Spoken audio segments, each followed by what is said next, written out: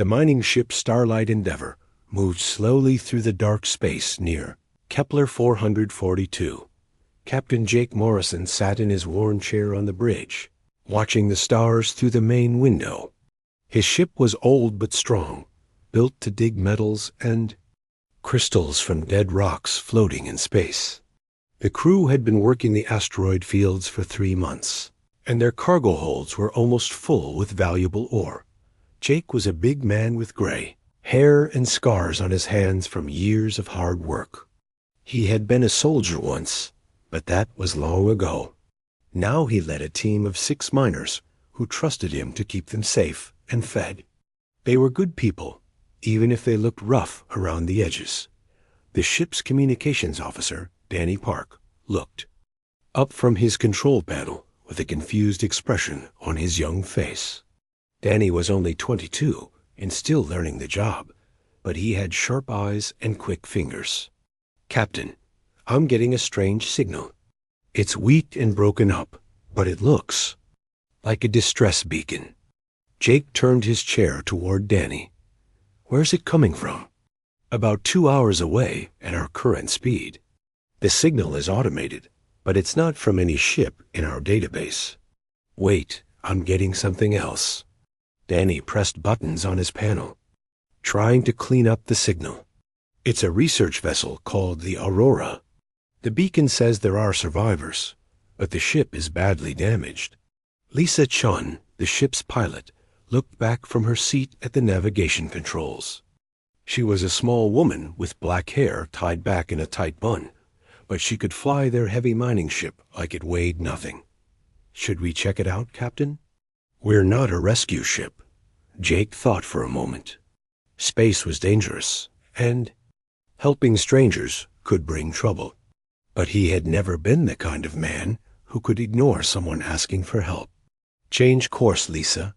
Danny, keep trying to raise them on the radio."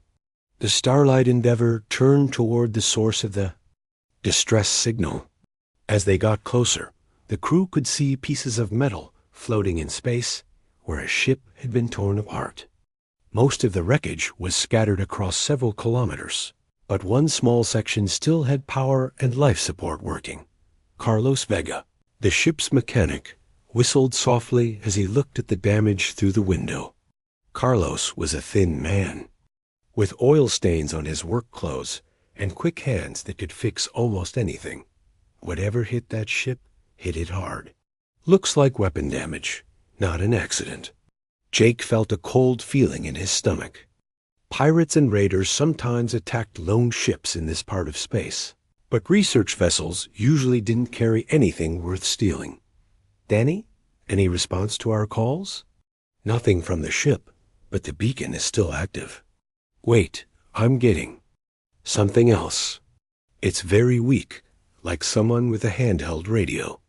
Through the static, they heard a small voice speaking in broken English. "Hello? Is someone there? My mom's ship got attacked. I'm scared." The crew looked at each other in surprise. It was a child's voice, young and frightened. Jake felt something twist in his chest, remembering another little girl who had needed help long ago. "This is Captain Morrison of the mining vessel Starlight Endeavour," Jake said into his microphone. "We're here to help." "What's your name?" "Emma. Emma Rodriguez. My mom is Dr. Linda Rodriguez. She was studying old alien stuff on the moon, but these bad ships came and shot us up. Mom told me to hide in the emergency pod, but then everything went quiet." Jake closed his eyes for a moment. The girl had been alone in space for who knows how long, probably watching her mother die. "Emma, we're going to get you out of there. Just stay calm and do exactly what I tell you." It took 2 hours to carefully maneuver close to the damaged ship section and connect their docking tube. The emergency pod was small and cramped, designed to keep one person alive for a week if necessary. When the airlock finally opened, they found Emma Rodriguez sitting on a small bench, clutching a data pad against her chest dot. She was 12 years old, with brown hair and dark eyes that looked too old for her face. Her clothes were dirty, and she had been crying, but she stood up straight when she saw them. Emma was trying to be brave, but her hands were shaking. "My mom's gone, isn't she?" Emma asked in a quiet voice. Jake knelt down to look at her face. To face. He had seen too many children lose their parents in war and accidents. "I'm sorry, Emma. Yes, she is." Emma nodded slowly, like she had already known the answer. "Can I stay with you?" "I don't have anywhere else to go." Jake felt his crew watching him. Taking on a child would complicate everything. They were minors, not babysitters, and space was no place for kids. But looking at Emma's brave face, he remembered his own daughter, who had died in the war years ago. "Okay," Jake said, "but stick close, all right? This ship can be dangerous if you don't know what you're doing." Emma nodded again and followed Jake through the docking tube onto the Starlight Endeavor. The crew welcomed her quietly, giving her food and a spare bunk in the small cabin behind the engine room. She ate slowly, like she hadn't had a real meal. In days dot, as Emma slept that first night, Jake studied the datapad she had been holding. It was Dr. Rodriguez's research notes about ancient alien ruins on the moon below them. The notes were detailed and technical, but Jake could understand enough to know they had found something important. Very important. The next morning, Danny picked up new signals on his radio. 3 large ships were heading toward their position, moving fast. The computer identified them as Vorthan vessels, and Jake felt his blood run cold. The Vorthans were raiders who believed only the strong deserved to live. They took what they wanted and left nothing behind.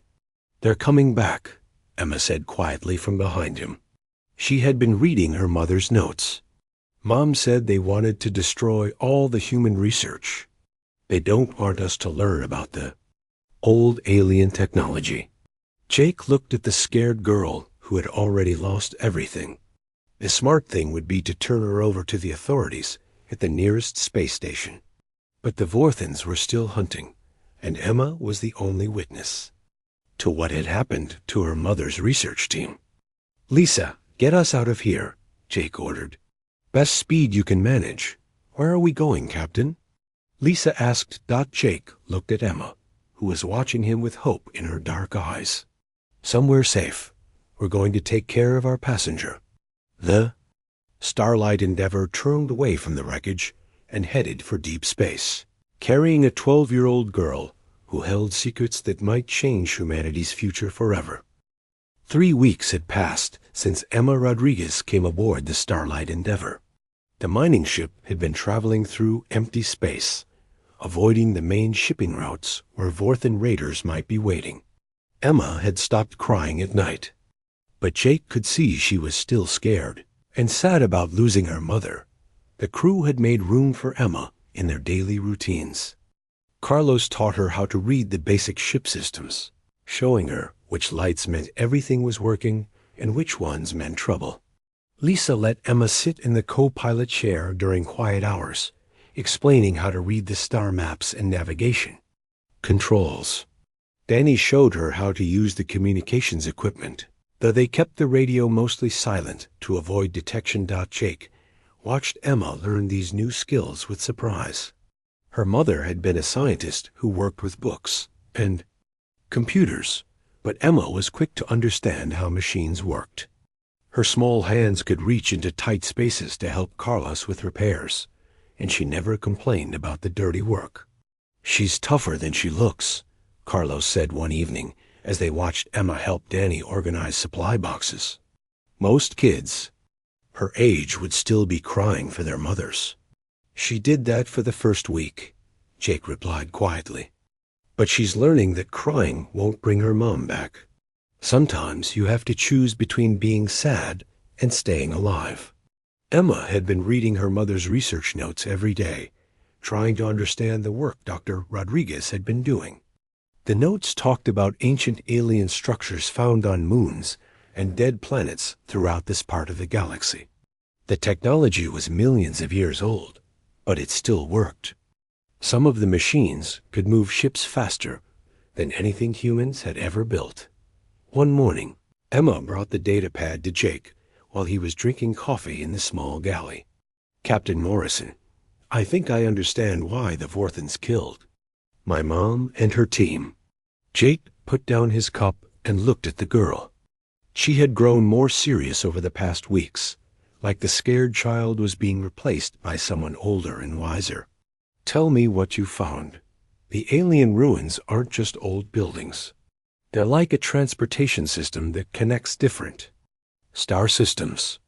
Mom's team figured out how to turn some of the machines on. If humans could use this technology, we could travel anywhere in the galaxy in just a few days." Jake felt a chill run down his spine.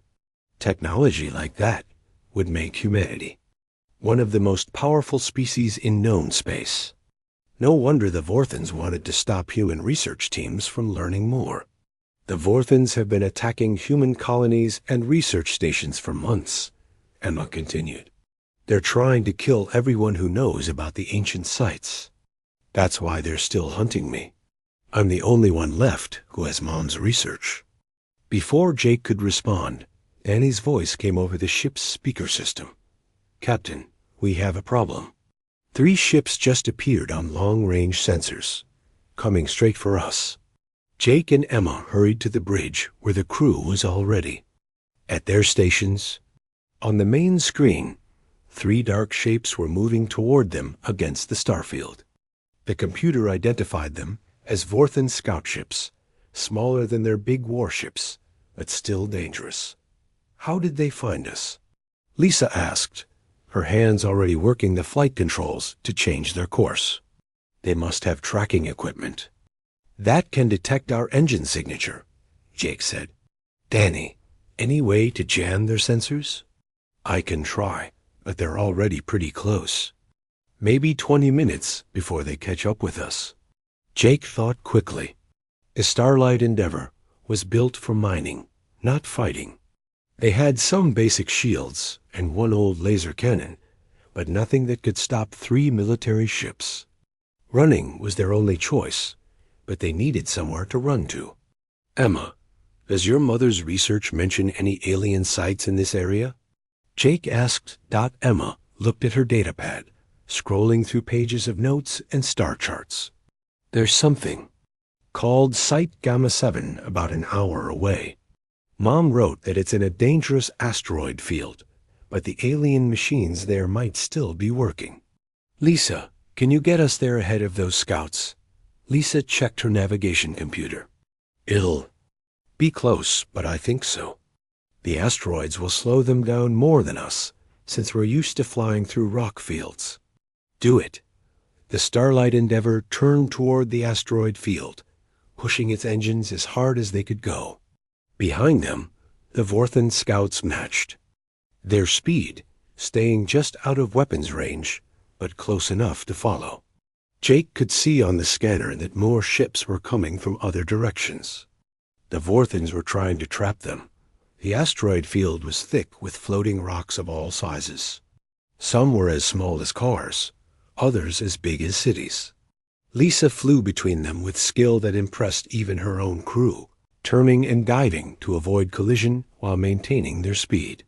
The Vorthon ships fell back slightly, not wanting to risk damaging their hulls on the sharp metal asteroids. "There," Emma said, pointing at the main screen. "That big asteroid with the smooth sections. That's not natural rock. It's part of the alien site." Jake could see what she meant. Most of the asteroid looked normal, but parts of it were too smooth and regular. Ancient metal structures were built into the rock, covered by millions of years of space, dust, and impacts. "Danny, are you picking up any energy readings from that thing?" "Yes, sir. Very faint, but something still powered up in there." Lisa brought the ship closer to the alien structure. As they approached, panels on the ancient metal began to glow with soft blue light. The alien machines were responding to their presence, recognizing them as intelligent beings. "Captain," Denny said with excitement in his voice, "I'm getting massive energy readings now. Whatever's in there just woke up. The Vorthan scouts had followed them into the asteroid field, but they stopped when they saw the alien site beginning to activate. Through the radio, Jake could hear them talking to each other in their harsh language. They sounded nervous. "They're afraid," Emma said with surprise. "The Vorthans know about these ancient sites, but they're scared of the technology." Suddenly, beams of bright energy shot out from the alien structure, passing between the asteroids toward the Vorthan ships. The beams didn't hit the Starlight Endeavor, but they struck all 3 scout ships. The Vorthan vessels lost power immediately and began drifting helplessly. "The alien machines are defending us," Emma whispered. "They think we belong here." Jake stared at the ancient structure with new respect. The aliens who built these sites had been gone for millions of years, but their machines still recognized the difference between friends and enemies. Somehow, they had decided that humans were worth protecting. "Lisa, get us out of here before more Vorthans show up," Jake ordered Dot as the Starlight Endeavor left the asteroid field. Emma kept reading her mother's research notes. "Captain, there are dozens of these sites throughout human space.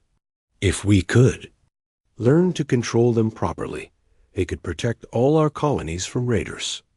Jake looked at the young girl who had lost everything but still wanted to help others. Emma was growing stronger every day, learning not just how to survive, but how to fight back. She reminded him of the daughter he had lost, but she was becoming something more. She was becoming hope for humanity's future. "Then we better make sure your mother's research gets to the right people," Jake said. "But first, we need to get you somewhere safe." Emma shook her head. "I'm safer here with you than anywhere else. Besides, you need me to understand the alien technology. We're a team now." Looking around at his crew, Jake saw them nodding in agreement. Carlos, Lisa, and Danny had all grown fond of the brave girl who helped with their work and never complained about the dangers they faced. She had become part of their family. "All right then," Jake said. "But you're going to learn how to really protect yourself. Space is dangerous, and the Vorthans won't give up easily." Emma smiled for the first time since her mother died. "Okay, but stick close, all right?" 3 months had passed since Emma joined the crew of the Starlight Endeavor. The young girl had changed during that time, growing stronger and more confident each day. Jake had been teaching her basic combat skills and how to handle emergency situations. Emma learned quickly, practicing with the crew's training weapons and studying ship systems. Until she knew them as well as any adult, the mining ship had been traveling toward the outer colonies, staying away from the main space routes, where Vorthan raiders might be waiting. Emma had become an important part of the crew, helping Carlos with engine maintenance and working with Danny to monitor communications. She still missed her mother terribly, but she had found a new family among the miners. Jake watched Emma work on a broken power coupling with Carlos, her small hands reaching into spaces too tight for the adults. She had learned to think like a spacer, always looking for practical solutions to difficult problems. More importantly, she had learned the most basic rule of human survival in space: never leave anyone behind. "Captain," Danny called from the communications station, "I'm picking up a distress signal. It's coming from about 6 hours away at our current speed." Jake felt his stomach tighten. Distress calls in this part of space usually meant trouble with pirates or raiders. What kind of ship? "Looks like a civilian transport called the New Horizon. They're carrying colonists to the farming worlds in the Tau City system. The signal says they're under attack and need immediate assistance." Lisa looked back from the pilot's chair with concern on her face. "Captain, we're not a warship. If they're being attacked by raiders, there's not much we can do to help." Emma stopped working and looked up at the crew. "We have to try. Those people need help." "It could be a trap," Carlos pointed out. Pirates sometimes use fake distress calls to lure ships into ambushes. Jake knew his crew was right to be careful. The smart thing would be to avoid the situation and continue toward safety. But as he looked at Emma's determined face, he remembered why humans were different from other species in the galaxy. When someone called for help, humans answered. "Danny, try to raise the New Horizon on the radio. Let's find out what we're dealing with." After several minutes of static, a woman's voice came through the speakers. She sounded scared and desperate. "This is Captain Helen Murphy of the transport ship New Horizon. We're carrying 200 colonists, including 47 children. 3 Vorthan warships caught us near the Proxima system. Our engines are damaged, and we can't escape. Please, if anyone can hear this, we need help." Emma stood up from her. Work, oil stains on her hands, and determination in her dark eyes. "Captain Morrison, we can't leave those people. The children will die if we don't help them. Emma, there are 3 Vorthan warships. Our mining ship has 1 old laser cannon. It would be suicide." "Maybe not," Emma said, pulling out her mother's data pad. "I've been studying the research notes. There's another ancient alien site near Proxima, bigger than the one that saved us from the scouts. If we can get the colonists there, the alien defenses might protect them." Jake looked at his crew. Carlos was checking the ship's weapon systems, even though they all knew 1 mining laser wouldn't make much difference against military ships. Lisa was already plotting a course toward the distress signal. Danny was trying to contact other ships in the area, hoping someone else might help. "What do you think?" Jake asked his crew. "I think Emma's right," Lisa said quietly. "We can't just leave those kids to die." Carlos nodded. "The ship can handle it. Our hull is thick enough to take some damage, and we're fast for a mining vessel." "I can rig some of our mining charges as missiles," Annie added. "They won't penetrate military shields, but they might distract the Vorthans long enough for the transport to escape." Jake felt proud of his crew. They knew the mission was dangerous, but they were willing to risk their lives for strangers. This was what made humans special in a galaxy full of species that only cared about their own survival. "Emma, you'll stay on the bridge where I can protect you. Everyone else, get ready for combat." The Starlight Endeavor changed course toward the Proxima system, pushing its engines to maximum speed. As they got closer, they could see the battle on their long-range sensors. The transport ship New Horizon was trying to escape from 3 dark Vorthan vessels, but its damaged engines were too slow. The raiders were taking their time, probably enjoying the hunt. "Danny, open a channel to the New Horizon." "Captain Murphy, this is Captain Morrison of the mining ship Starlight Endeavor. We're here to help. Do you have any working shuttles?" "Thank God someone came. We have 6 shuttles, but they can't carry everyone.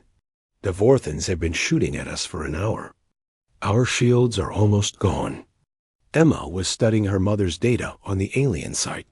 "Captain, the ancient station is about 30 minutes away from their position. If we can get some of the colonists there in the shuttles, they'll be safe while we deal with the Vorthans." Jake made his decision. "Captain Murphy, launch your shuttles with the children and elderly first. We'll escort them to a safe location. After that, we'll come back for the rest of your people." The plan was risky and complicated. The shuttles were slow and defenseless, easy targets for Vorthan weapons. But Emma's idea might work if they could reach the alien site before the raiders caught them.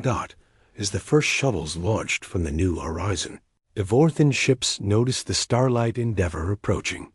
They turned to face the new threat, their weapons charging for battle. Jake's mining ship was bigger than the transport, but still much smaller than the warships. "Emma, stay down. This is going to get rough." Lisa flew the ship between the shuttles and the Vorthan vessels, using the mining ship's thick hull as a shield. Danny fired their modified mining charges, which exploded against the raiders' shields in bright flashes. The weapons didn't cause serious damage, but they got the Vorthen's attention. The enemy ships focused their fire on the Starlight Endeavor, hitting it with energy beams that made the hull ring like a bell. The mining ship's shields held, but Jake could see they wouldn't last long against military weapons. How long until we reach the alien site? Jake shouted over the noise of weapons hitting their ship. 20 minutes, Lisa replied, fighting to keep the ship steady as more beams struck their hull. Behind them, the New Horizon was launching more shuttles while trying to repair its engines. Captain Murphy's crew was working frantically to save as many people as possible. Emma watched the rescue operation on the main screen, counting the small craft as they escaped the damaged transport. 15 shuttles away, Emma reported. That's about half the people on board. One of the Vorthen ships broke away from attacking the mining vessel and headed toward the fleeing shuttles. Jake realized they were going to massacre the defenseless. Colonists. Carlos, give me everything the engines have. Lisa, intercept that Vorthen ship. The Starlight Endeavor turned toward the pursuing raider, putting itself between the enemy and the civilians. This time, Danny aimed their mining laser at the Vorthen ship's weapons array, trying to disable their guns instead of penetrating their shields. The laser struck the raiders' hull, causing sparks and damage to their weapon systems. The Vorthen ship was forced to slow down and make repairs, giving the shuttles time to escape. But now all 3 enemy vessels were firing at the mining ship, and Jake could see their shields were failing. There, Emma pointed at the main screen. The alien site is activating. Ahead of them, a massive structure was rising from what looked like a dead moon. Ancient metal towers extended from the surface, glowing with the same blue energy they had seen before. As the shuttles approached, docking bays opened in the alien structure to receive them. The Vorthen ship saw the ancient site and immediately stopped their attack. Through the radio, Jake could hear them talking to each other in their harsh language. They sounded frightened. They're retreating, Danny reported with amazement. All 3 ships are pulling back. The alien defense system activated just as the Vorthens tried to escape. Beams of energy reached across space to strike the raider ships, disabling their weapons and engines. The 3 vessels drifted helplessly. As the ancient machines decided their fate, Emma was reading energy signatures on her mother's equipment. The aliens are scanning the Vorthen ships. I think they're deciding whether to destroy them or just disable them. The alien machines chose mercy. The Vorthen ships were pushed away by invisible forces, sent tumbling back toward their own territory, with a warning never to return. The ancient guardians had protected the humans without killing their enemies. Captain Morrison, came Captain Murphy's voice over the radio. All our people are safe in the alien station. I don't know how to thank you. You risked everything to save strangers. Jake looked at Emma, who was smiling with pride at what they had accomplished together. That's just the human way, Captain Murphy. We don't leave people behind. As they helped transfer the remaining colonists to the safety of the ancient site, Emma realized she had found her place in the universe. She was no longer just a scared girl who had lost her mother. She was part of something bigger, a crew that would risk everything to protect others, and a species that refused to abandon those who needed help. 2 months after the rescue at Proxima, the Starlight Endeavor had become home to more than just Emma and the original mining crew. Captain Murphy and 12 of her colonists had chosen to stay with Jake's ship, forming a larger group of humans who worked together to survive in dangerous space. Emma had become the unofficial leader of the 5 children they had rescued, teaching them the survival skills Jake had taught her. The ship was crowded now, but everyone worked together to make it function. The colonists brought new skills. Murphy was an experienced navigator who helped Lisa plot safer routes, while Dr. Paul Green provided medical care that mining ships usually didn't have. Emma felt proud that their little family had grown, even though it meant more people to protect. Jake had been training Emma in more advanced survival techniques, including basic combat and emergency leadership. She was now 13 and had grown taller, but more importantly, she had learned to make hard decisions under pressure. The other children looked up to her, and even some of the adults asked for her opinion when it came to understanding her mother's research. The research data had become their most valuable possession. Emma had decoded more of her mother's notes, revealing the locations of dozens of ancient alien sites throughout human space. Each site was different. Some were defensive systems like the ones that had saved them. Others were communication networks. And a few seemed to be transportation hubs that could move ships across vast distances instantly. The aliens who built these sites wanted to help other species. Emma explained to the group during one of their daily meetings. Mom's notes say, "They disappeared millions of years ago, but they left these machines to protect anyone who needed help." Danny had been monitoring radio transmissions from across human space, and the news was getting worse. Vorthan raiders were attacking more colonies, and human military forces were stretched too thin to protect everyone. The raiders seemed to know exactly which research stations and colonies to hit, like they had inside information. "Captain," Murphy said during a meeting in the ship's small conference room, "I've been thinking about our situation. We can't keep running forever, and more people are dying while we hide in deep space." Jake nodded grimly. "I know. But what can we do? We're one mining ship with a few dozen people. The Vorthans have fleets of warships." Emma looked up from her mother's datapad. "Maybe we don't need to fight their fleets. What if we could get the alien defense systems to protect all the human colonies?" Dr. Green leaned forward with interest. "You mean activate the ancient sites throughout human space? That would require someone who understands the alien technology. And someone who could convince the machines to defend human settlements," Murphy added. "From what we've seen, these alien systems respond to Emma better than anyone else." Jake felt a cold fear in his stomach. "You're talking about Emma going to each site personally. That would mean traveling through Vorthan-controlled space, with every raider in the galaxy hunting for her." "I can do it," Emma said quietly. "The alien machines recognize me somehow. Maybe because I spent so much time studying Mom's research. Or maybe because I was there when she died trying to protect this knowledge.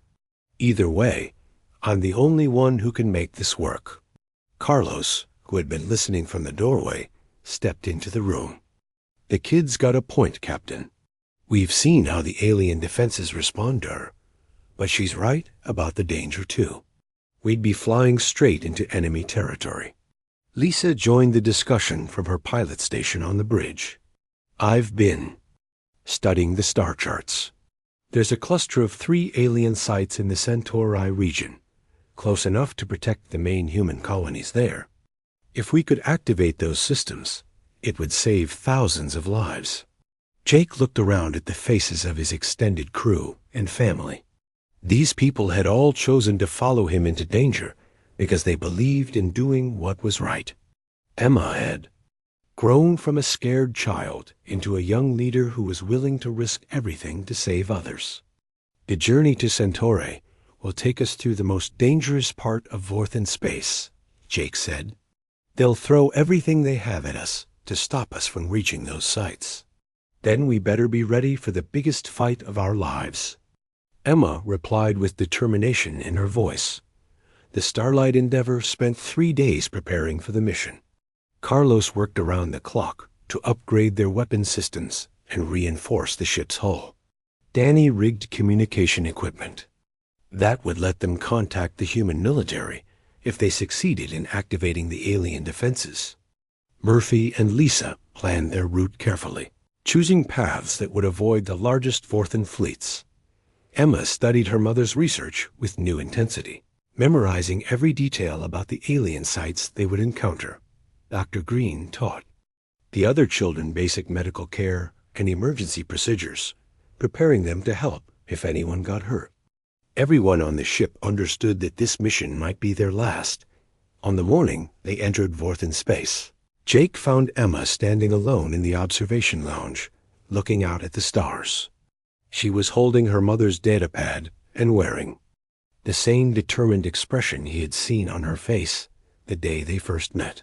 "Having second thoughts?" Jake asked gently. "No.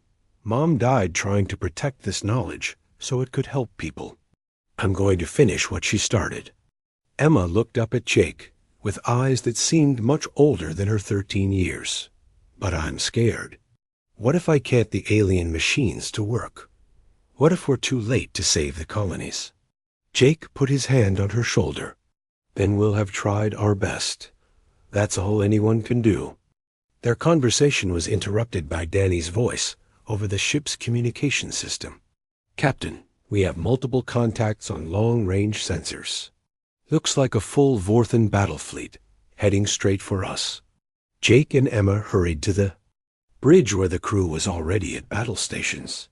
On the main screen, they could see dozens of enemy ships arranged in attack formation. There were more Vorthen vessels than they had ever faced before. Battleships, cruisers, and fast attack craft, all moving together like a metal storm. "They were waiting for us," Murphy observed grimly. "Someone told them we were coming." Emma was checking the navigation display. "The first alien site is only 2 hours away. If we can get there before they catch us, we might have a chance." Lisa was already pushing the engines to maximum speed, but the Vorthen fleet was faster, and they were gaining ground quickly. "Captain, they'll intercept us in about 90 minutes. We're not going to make it to the alien site in time." Jake studied the tactical display, looking for any advantage they might have.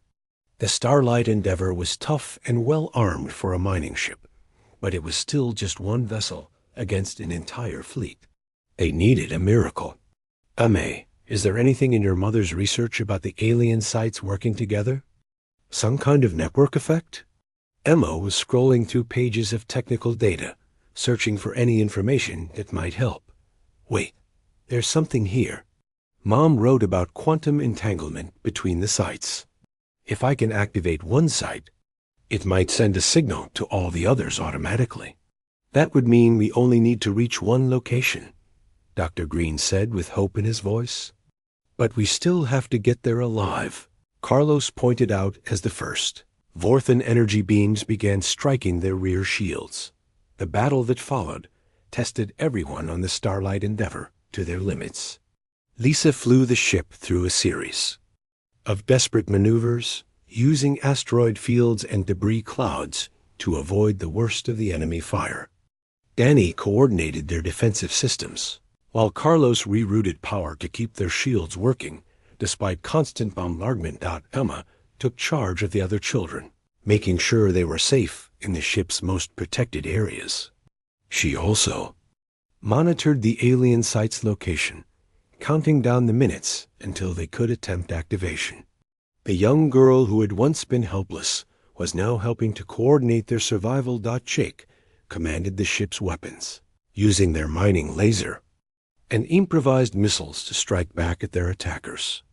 They managed to disable 2 Vorthen cruisers, but more enemy ships kept coming. The Starlight Endeavor shields were failing, and their hull was taking damage. 30 minutes to the alien site, Emma announced over the communication system. "Shields down to 15%, Danny reported. "Hull breaches on decks 3 and 4. A massive explosion shook the ship as a Vorthen battleship scored a direct hit on their main engine. Emergency lights flickered throughout the vessel as power systems failed. Carlos was already running toward the engine room to attempt repairs. "We're losing speed," Lisa called out. "The Vorthens are closing in." Jake could see that they weren't going to make it. The alien site was still 20 minutes away, but their damaged ship would be destroyed long before then. He was about to order everyone to the escape pods when Emma made a decision that would change everything. "Captain, I'm reading massive energy signatures from the alien site." 6 months had passed since Emma activated the ancient alien network, and the galaxy was a very different place. The Starlight Endeavor was no longer a simple mining ship.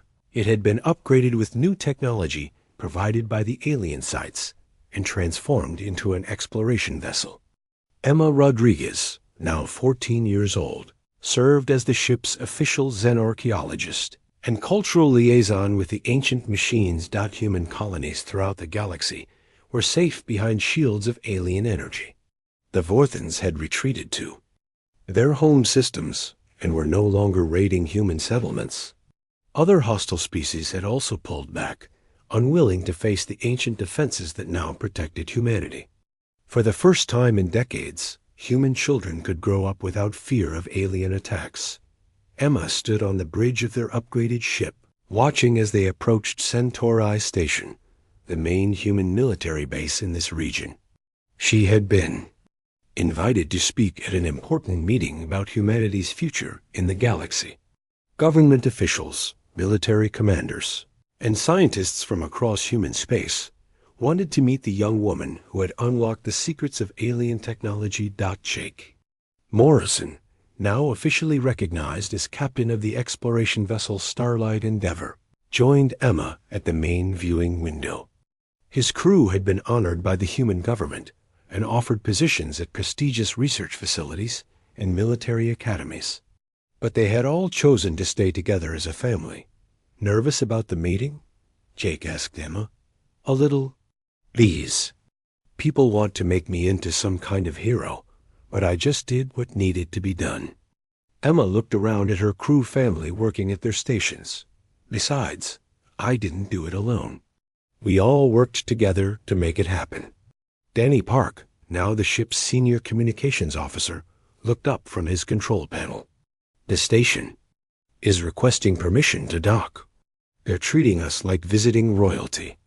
Lisa Chun, who had become one of the best pilots in human space, guided their ship toward the docking bay with her usual skill. I still can't believe how much everything has changed. A year ago, we were just miners trying to stay alive. Carlos. Vega was running final checks on their new alien-enhanced engines. The universe is full of surprises. Sometimes a scared little girl with a datapad can change everything. Emma smiled at the memory of who she had been when Jake first found her. That frightened child seemed like a different person now. She had learned to be strong, to make hard decisions, and to never give up when people needed help. But she had also learned that the most important strength came from having family, who would stand by you, no matter what. The meeting at Centauri Station lasted 3 days. Emma sat at tables with admirals and scientists, explaining how the alien network functioned and what it meant for humanity's future. The ancient machines were willing to teach humans their technology, but only as long as humanity continued to use it to help others rather than for conquest. The aliens who built these sites believed that intelligence should be used to protect life, not destroy it, Emma explained to the assembled officials.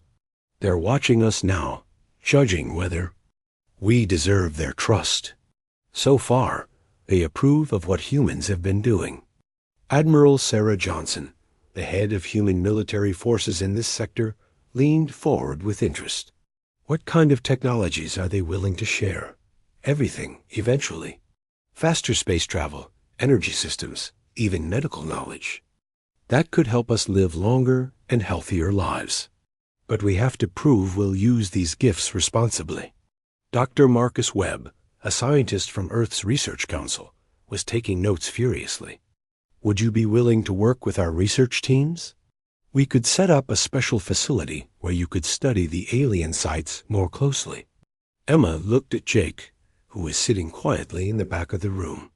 He gave her an encouraging nod, letting her know the decision was hers to make. She thought about all the offers she had received: luxury apartments on Earth, positions at famous universities, her own research laboratory with hundreds of assistants. Thank you for the offer, Dr. Webb, but I already have everything I need. My family and I will continue exploring new alien sites and learning from the ancient machines. We'll share what we discover with everyone, but we're not ready to settle down yet." After the meetings ended, Emma and her crew prepared to leave Centauri Station. They had been assigned a new mission to investigate reports of another ancient site near the edge of human space. As they walked through the station's corridors toward their ship, they were approached by a small figure hiding in the shadows. It was a child, but not a human child. The young being had blue-gray skin and large, dark eyes that showed fear and desperation. Emma recognized the species.